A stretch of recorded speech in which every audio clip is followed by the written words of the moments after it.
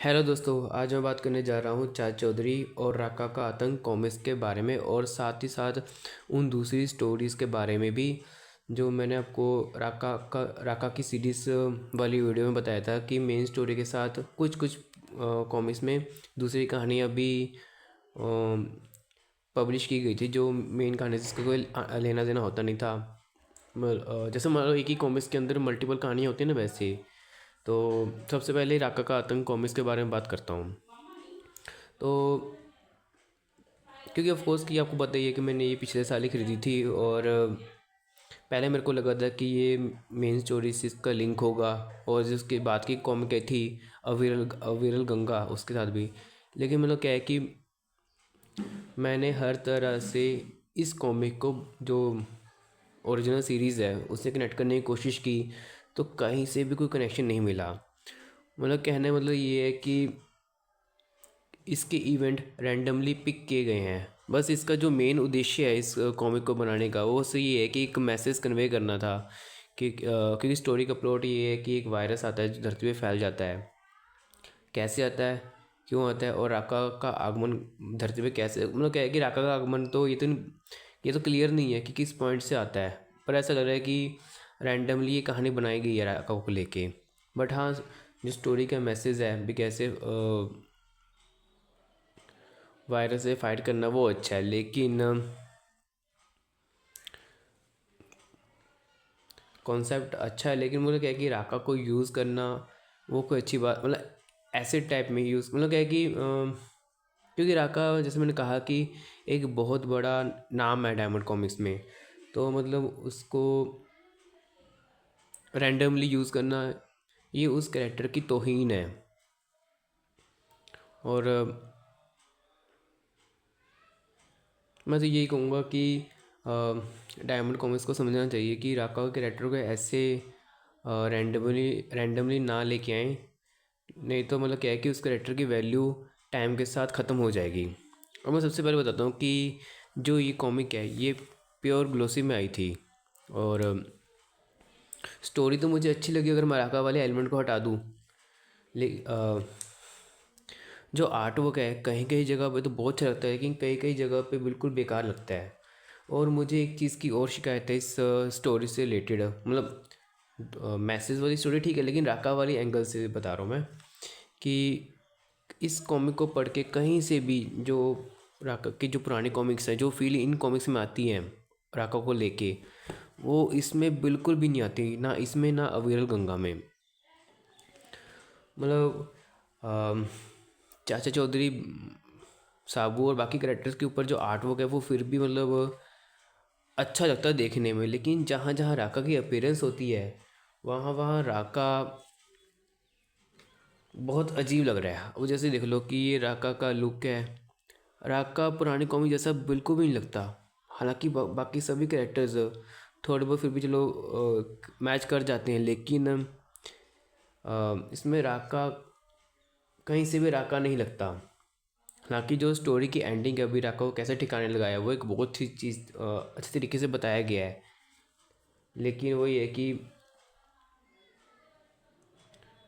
मतलब ये क्लियर मतलब क्लियर क्या है, मतलब कहीं से पता नहीं चल रहा भी कहाँ से, मतलब कैसे ये स्पेस से आया, कौन सी घटना में। मैं बताया ना कि मैंने हर पॉसिबल तरीके से इसको मेन स्टोरी लाइन से कनेक्ट करने की कोशिश की, पर कहीं से भी कोई क्लू नहीं मिला। तो मतलब इस कॉमिक के लिए ये तो कहूँगा कि जो मेन स्टोरी का जो प्लॉट है वायरस को लेके कि वायरस कैसे आया, अच्छा वायरस से कैसे निपटते हैं, कैसे वायरस को ख़त्म किया जाता है, वो एक अच्छा मैसेज वाली स्टोरी है। बट ज़बरदस्ती राकों को लेके आना वो एक अच्छी बात नहीं है। बाकी जैसे मैं बोला कि बाकी कैरेक्टर्स के ऊपर जो आर्ट वर्क है वो फिर भी अच्छा लग रहा है, लेकिन राका के उसमें बिल्कुल भी नहीं।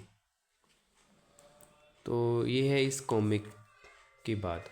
अब मैं जैसे बताया था ना कि राका की कुछ कॉमिक्स मतलब जो प्रिंट्स हैं उनमें मेन कहानी के बाद दूसरी कहानियाँ भी आती हैं। जैसे कि जो राका की ये स्टोरी यहाँ पे ख़त्म हो जाती है।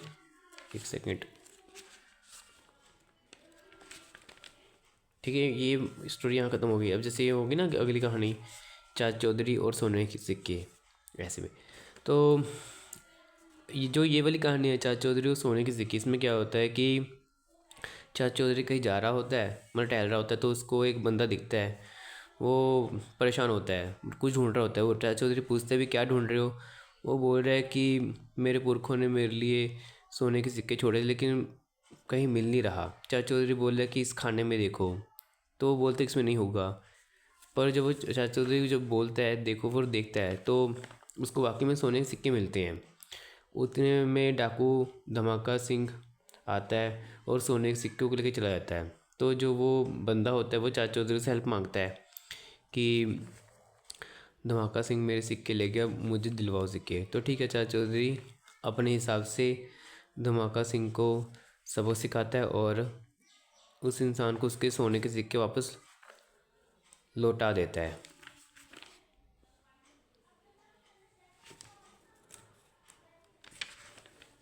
काफ़ी अच्छी इसकी स्टोरी लाइन है और आटो भी काफ़ी अच्छा है। अगली कहानी है सपनों की दुनिया। इसमें क्या होता है कि चाचा चौधरी और साबू कहीं टहल रहे होते हैं। तो साबू पूछ रहा है अभी, कह रहा है कि चलो कुछ बात करते हैं। चाचा चौधरी बोले क्या बात करते हैं भी, ऐसे कोई चीज़ तो है नहीं जो तुम मेरे बारे में नहीं जानती। तो साबू आइडिया कहता है चलो एक काम करते हैं, हम सपनों की दुनिया के ऊपर मतलब बात करते हैं। तो बस ठीक है, साबू अपना सपना बता रहा होता है कि उसके साथ क्या हुआ क्या नहीं। तो जैसे ही साबू का सपना भी बड़ा मज़ेदार होता है। फिर चाचा चौधरी अपने सपने के बारे में बताता है कि वो अपने सपने में क्या देखता है क्या नहीं, कैसे वो एक राक्षस से भिड़ जाता है और वो कैसे राक्षस को मदद सिखाता है। तो उसमें गए दोनों अपने अपने सपने को बयान करते हैं। तो इतने रियल लाइफ में क्या होता है कि एक गुंडा आता है, वो बोलता है कि जो कुछ भी सपनों की दुनिया से बाहर आओ, जो कुछ भी तुम्हारे पास है वो मेरे हवाले कर दो। बस साबू को गुस्सा आ जाता है और उसको उछाल के फेंक देता है। बोलते हैं कि तुम्हारी हिम्मत कैसे हुई हमारे सपनों की दुनिया में खलल डालने की। तो बस ये स्टोरी यहीं पे ख़त्म हो जाती है। अब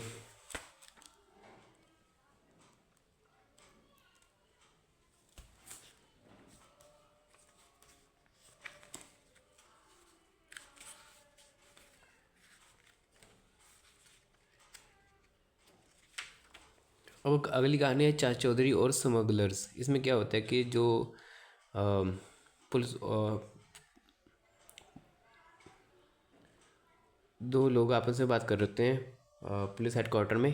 तो मतलब क्या है कि इतने में जो मेन ऑफिसर होते हैं उनको फ़ोन आता है, ब्लैंक कॉल आता, मतलब ब्लैंक कॉल नहीं, एक कॉल आता है कि यहाँ पे बम रखा गया है। मतलब बम नहीं, मतलब हीरो की स्मगलिंग होती है। तो बस वैसे ही वो इंफॉर्मेशन दे देता है और वो फ़ोन कट कर देता है। तो बस ये दोनों जन उस जगह पे पहुंच जाते हैं जहां उनको टिप मिली होती है। वो देखते हैं भी, पता नहीं वो ढूंढने की कोशिश करते हैं कि हीरो की स्मगलिंग कहाँ होती है क्या नहीं।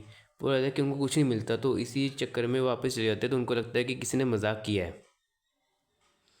लेकिन वो कहता है कि जो जो इसके भी सीनियर होते हैं उनका फ़ोन आता है कि तुम्हारे इलाके में वाकई में कोई तुम्हारे इलाके में हीरो की स्मगलिंग होती है, और तुम्हें कुछ आता पता है भी या नहीं। तो एक बोलता है कि मैं उन लोगों को पकड़ने की कोशिश करूँगा। फिर क्या होता है कि वो क्योंकि उसकी खुद की ऑब्जर्वेशन में तो वो कुछ पकड़ नहीं पाया था भाई कहाँ स्मगलिंग हो रही है कि नहीं। फिर वो चाचा चौधरी के पास जाता है। तो चाचा चौधरी उनके साथ चला जाता है और अपने स्टाइल से पता लगा लेता है भी कैसे होती है। दरअसल जो ये मछुआरा होता है, ये मछुआरा नहीं होता, एक स्मगलर होता है जो मछली के अंदर, मतलब कि किसी से मतलब कोई मछली को काट के उसके अंदर हीरे भर देता है और ये उनको पकड़ के ले जाता है। तो बस चाचा चौधरी इस राज का पर्दाफाश करता है और उसको पकड़ लेता है। तो जैसे ही ये पकड़ा जाता है तो उसका जो मेन बंदा होता है ये इसको खबर पहुंच जाती है।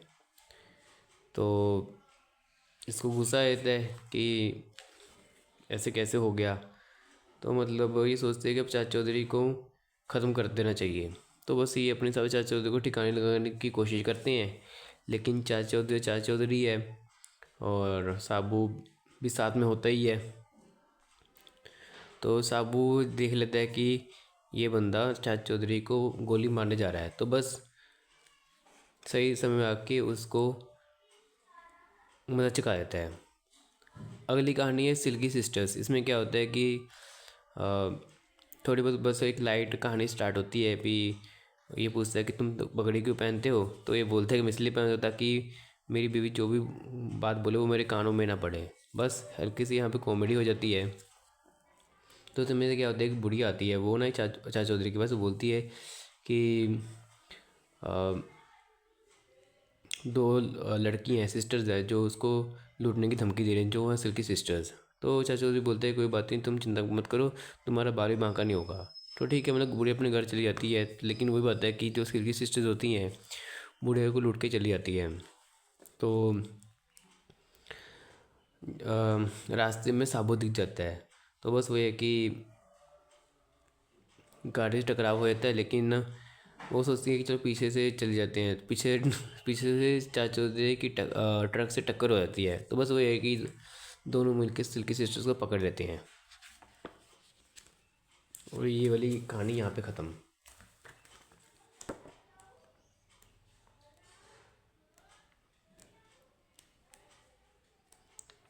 हाँ, अगली कहानी है कोहिनूर। इसमें यह है कि जो बीनी होती है वो शिकायत करती है कि दुनिया मतलब दूसरे पति लोग अपने पत्नियों को अलग अलग जगह पे घुमाने लेके जाते हैं, पर तुम कुछ भी नहीं घुमाते नहीं है। मतलब क्या है कि मतलब तुम मुझे कहीं पे लेके नहीं जाते। तो चाचा चौधरी बोलते हैं कि मैं भी घुमा सकता हूँ।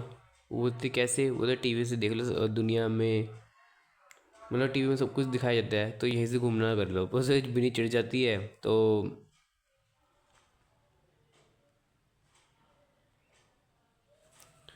बस तो ये प्लान बनाते हैं कि चलो एक मैच देखने चल जाते हैं। तो ठीक है, चाचा चौधरी मतलब पूरा परिवार मैच देखने के लिए चला जाता है।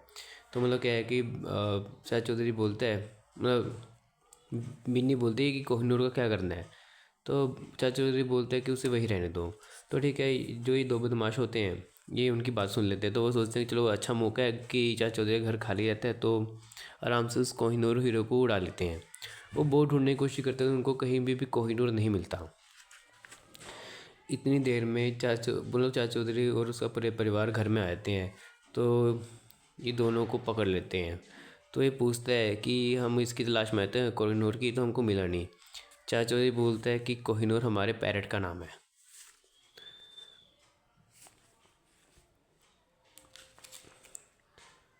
अगली कहानी है साबू की छतरी।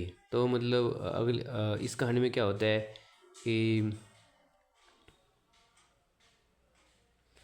बीनी नाराज़ होती है कि तुम बहुत टाइम हो गया तुमने मुझे कोई फ़िल्म नहीं दिखाई। तो चाचा चौधरी बोलते हैं ठीक है मैं दिखा देता हूँ। तो चाचा चौधरी साबू को बोलते हैं कि भाई साबू जा फिल्म की 2 टिकट ले आ।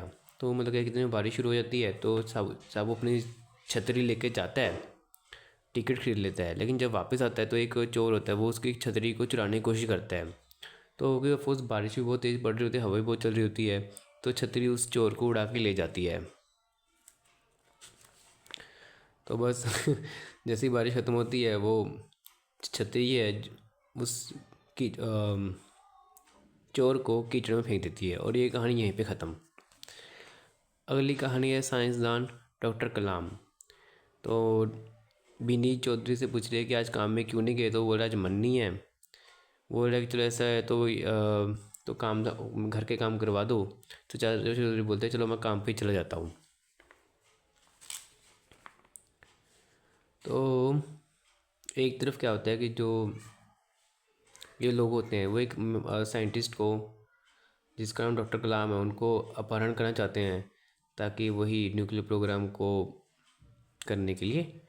तो ठीक है, ये कोशिश करते हैं, और ये लोग उस साइंटिस्ट को किडनैप कर लेते हैं।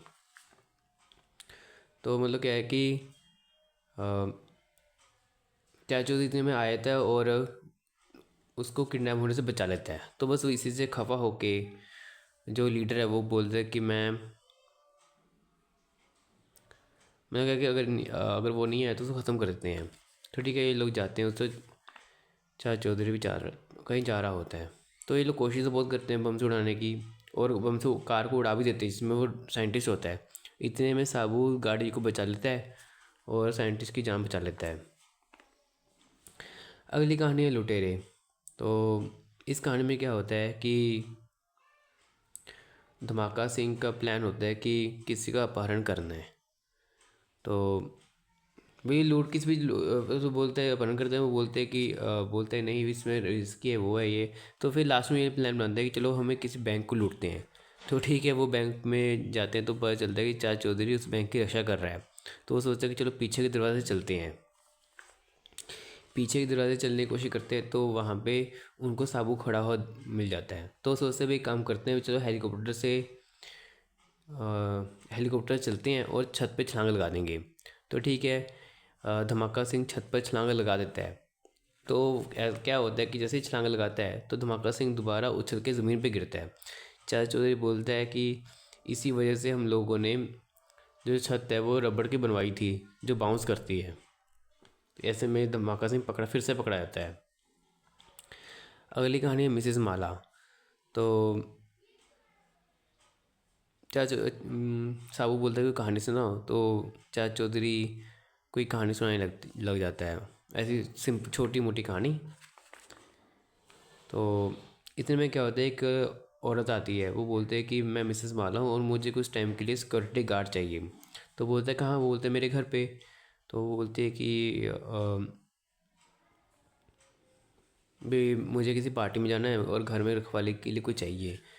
तो चाचा चौधरी बोलते हैं कि तुम रॉकेट को ले जाओ, जो चाचा चौधरी का डॉगी है। तो ठीक है, वो मान जाती है। तो मतलब क्या है कि ये लेडी अपनी पार्टी में चली जाती है और रॉकेट को घर पे छोड़ देती है। इधर दो चोर आते हैं और रॉकेट को बरग लगाने की कोशिश करते हैं, लेकिन रॉकेट उन लोगों को पकड़ लेता है और अच्छे से उन चोरों को सबक सिखाता है। अगली कहानी है खजाना। तो इसमें क्या होता है कि एक बंदा है, वो टैक्सी रोकने की कोशिश करता है पर टैक्सी रुकती नहीं है, वो चला जाता है। कारण क्या होता है कि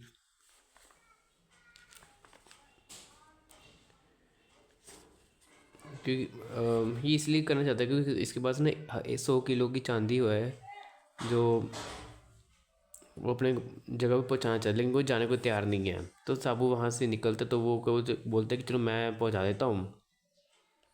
इतने में दो लुटेरे की नज़र पड़ जाती है, वो बोलते हैं चलो इसको हथियाने की कोशिश करते हैं। ये लोग कोशिश तो पूरी करते हैं, लेकिन साबू वही ब्लॉक उनमें से एक के ऊपर फेंक देता है। तो ठीक है, वो फेंकने के बाद कचूमर निकलने के बाद उनको धक्का मार क्या बोलते हैं, उछाल देता है। तो ठीक है, साबू उस ब्लॉक को उसके जगह पे पहुंचा देता है, असली जगह पे। तो ये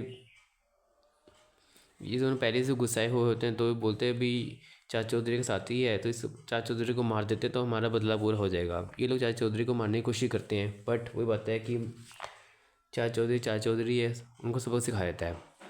अगली कहानी है क्वीन जिम जिम। इसमें क्या होता है कि जो लड़की होती है वो साबू से शादी करना चाहती है, लेकिन साबू शादी नहीं करना चाहता, तो वो चाचा से हेल्प मांगता है। तो चाचा तिकड़म लगाता है और जिसकी वजह से वो लड़की भाग जाती है वहाँ से। बोलते मैं पातालोक से आई थी, मैं यहाँ धूप नहीं सह सकती। तो ये स्टोरी यहीं पे ख़त्म। अगली कहानी है डॉन साहब का पंखा। इसमें क्या होता है कि चाचा चौधरी और साबू कहीं जा रहे होते हैं। तो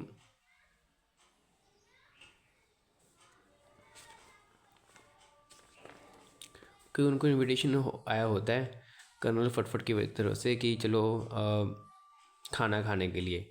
चलो ठीक है, साब साबू का मन होता है स्विमिंग करने का, तो वो स्विमिंग करने जाने वाला होता है कि चाचा चौधरी अपने कपड़े उतार देता है।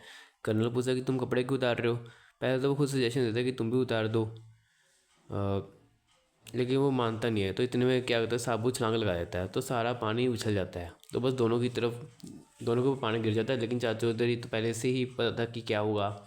इस चक्कर में कर्नल फटफट गीला हो जाता है। तो ठीक है, खाना वाना आराम से हो गए, सब चले जाते हैं। इधर एक बंदा एक इमारत से गुजर रहा होता है, तो वो देखता है कि चलो ये कैसा पंखा है अद्भुत सा। तो अंदर देखने के जाता है, उधर एक बंदा बैठा होता है। तो बस पंखे को चलाता है। बस ये पंखा इतना सुपर पावरफुल होता है कि वो किसी भी इंसान को पल भर में उड़ा देता है। वो ये बंदा बस मनोरंजन के लिए सब करता है। तो इतने में चाचा से टकराया था वो बंदा। तो बोलता है क्या हुआ, तो बोलते हैं कि अंदर बड़ा पावरफुल पंखा है। तो ये दोनों सोचते हैं कि चलो इस बंदे को सबक सिखाते हैं। तो बस दोनों मिलके इस बंदे को सबक सिखा देते हैं अपने स्टाइल में। अगली कहानी है चाचा चौधरी और बिग हेड। इसमें क्या होता है कि एक बंदा है, वो सर तुम इतने परेशान क्यों हो? तो बोलते हैं कि ससुराल वालों की वजह से मेरे खर्चे वर्चे बढ़ गए हैं। तो बस अपनी दुख दरिया बता रहा होता है। तो बस चाचा जी अपने स्टाइल से उसको तरीका बताता है कि कैसे बच सकते हो। इधर जो मेन कहानी है, तो ये जो बंदा होता है,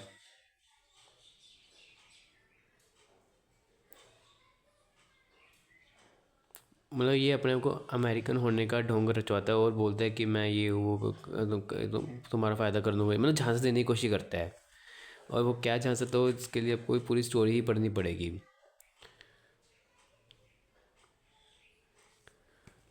ठीक है, तो मेन कैरेक्टर ये है बिग हेड। मतलब बहुत मज़ेदार कहानी है ये, आपको मतलब खुद ही पढ़ के पता चलेगा कि इसमें क्या है क्या नहीं।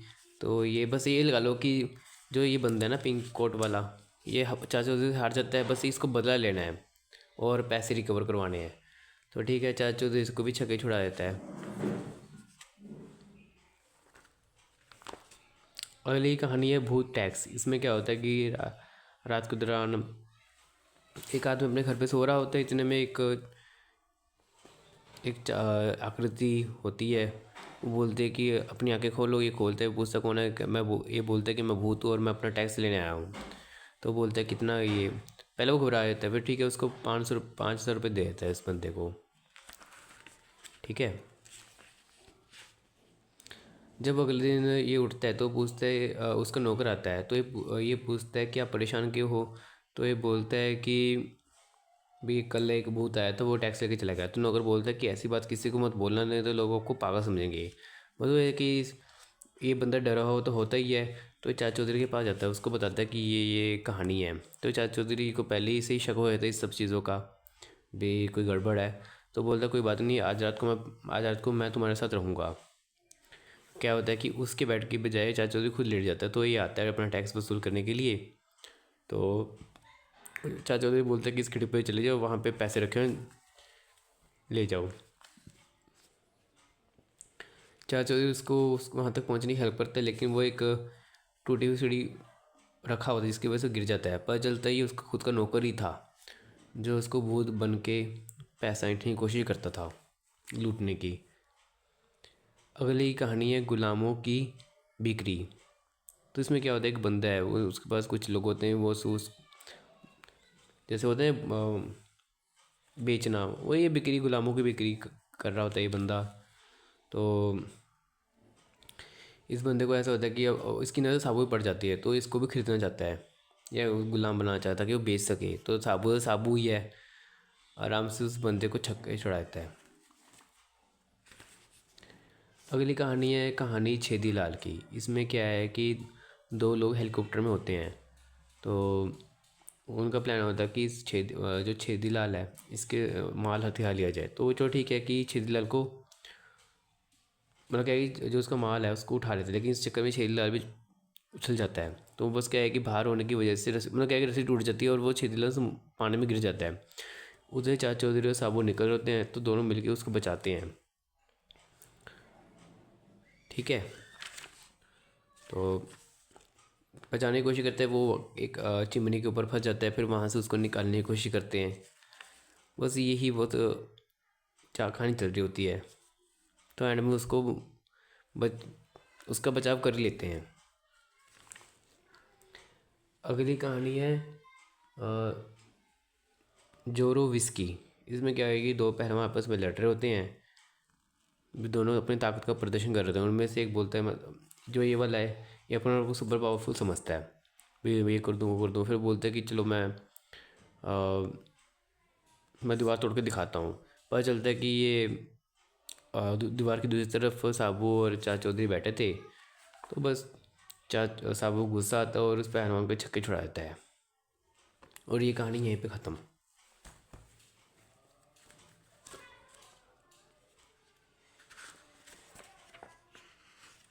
अगली कहानी है चमत्कार। इसमें क्या होता है कि जो बंदा है तो ये कहीं जा रहा होता है गुरु सुपर चट के पास कि ये मेरा समाधान कर सकते हैं। तो इधर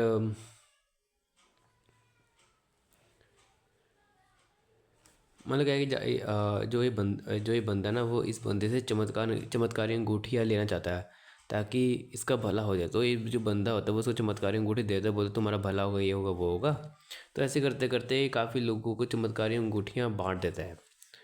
तो इस एक बंदा चाचा चौधरी से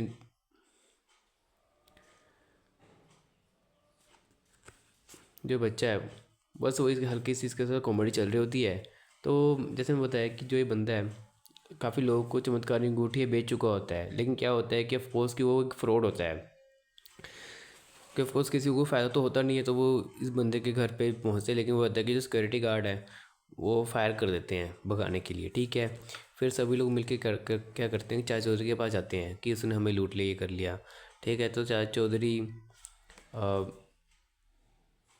नकली ग्राहक बन के उसके पास जाता है। वो बोलते हैं कितनी अंगूठी ले सकते हो, बोल रहा है कि मैं सारे अंगूठे ले लूँगा। वो खुश हो जाता है, भाई चलो ले लो।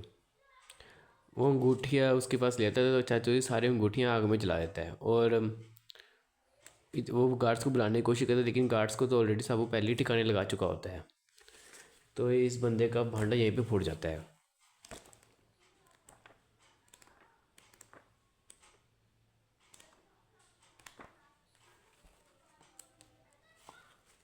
अगली कहानी है षड्यंत्र। एक बंदा होता है वो कमिश्नर साहब के पास जा रहा होता है, तो वो चला जाता है अंदर।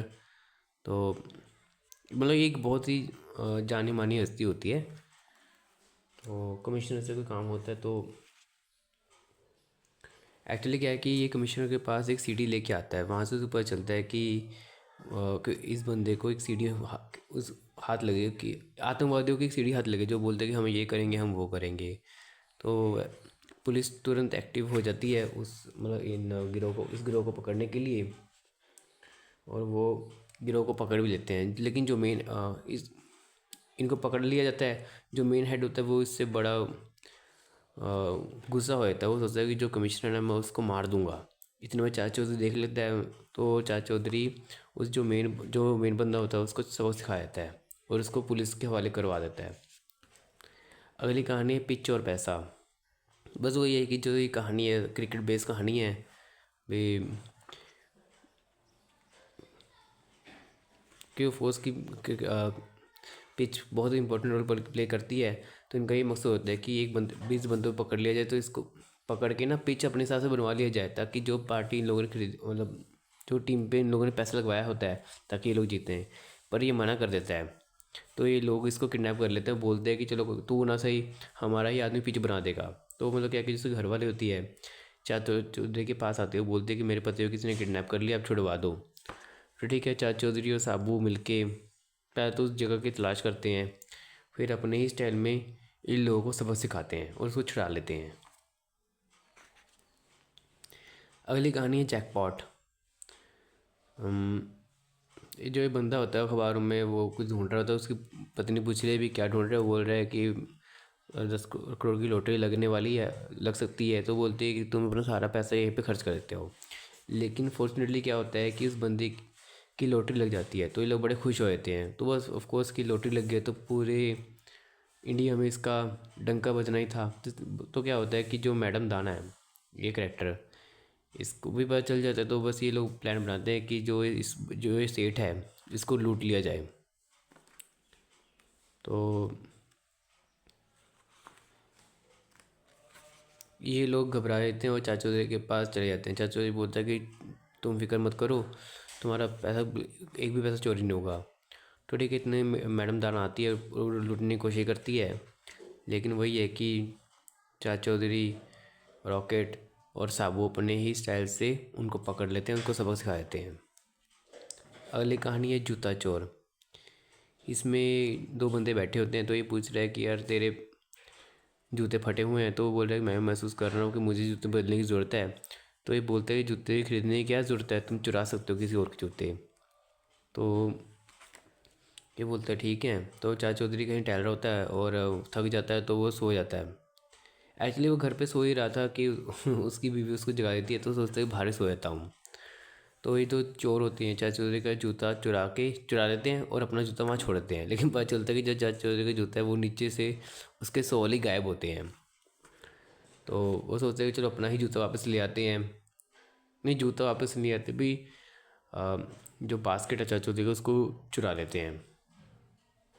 भाई तुम उसके बास्केट चुरा के नया जूता खरीद सकते हो, लेकिन चाचा चौधरी का सामान को लूटना कोई आसान काम तो है नहीं। चाचा चौधरी सबको सिखा देता है। अगली कहानी है छतरी। इसमें क्या होता है कि ये दोनों अब आपस में अमीर बनने का कोई सोचते हैं भी कैसे अमीर बना, जैसे सोचते हैं भी चलो लूटपाट करते हैं। उनमें इस इतने में क्या है, उनको ये आदमी दिख जाता है। वो पहले बोलते हैं कि जो कुछ है निकालो। वो बंदा बिल्कुल रिलैक्स होता है। क्यों होता है? क्योंकि वो बोलता है कि जो मैंने ये हार बार पहने हैं सब नकली हैं। तो ये दोनों बंदे वहाँ से निराश होकर चले जाते हैं। ठीक है। तो ये फिर दूसरे लोगों की तरफ शिफ्ट होते हैं। ठीक है, एक दो बंदों को लूट भी लेते हैं। इतने में बारिश शुरू हो जाती है। तो चाचा चौधरी ऑलरेडी रेनकोट पहन के जा रहा होता है, तो सोचते हैं भी चलो बारिश से बचने के लिए इसका रेनकोट ही लूट लेते हैं। ये लोग कोशिश वो करते हैं, लेकिन चाचा चौधरी बोलता है कि मेरा रेनकोट एक है और तुम दो जानो तो कैसे होगा। तो वो बोलते हैं कि काम करो, हमारी छतरी बड़ी छतरी पड़ी है उसको लूट लो, भी दोनों भीगने से बच जाओगे। तो खुश हो जाते हैं कि चलो ये बात सही है। लेकिन चाचा चौधरी यहाँ पे एक ट्रिक खेल जाता है, क्योंकि वो छतरी जो होती है वो साबू की होती है। बस साबू उनको मर चखा देता है और उनको फेंक देता है। तो ये सब थी दूसरी कहानियाँ।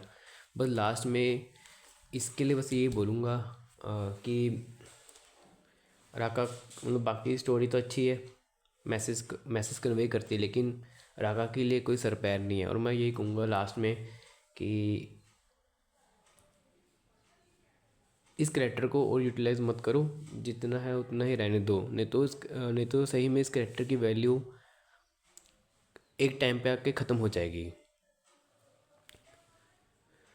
तो ठीक है दोस्तों, आज के वीडियो के लिए सिर्फ इतना ही। मिलता हूँ नेक्स्ट वीडियो में। Till then bye and thank you for watching this video.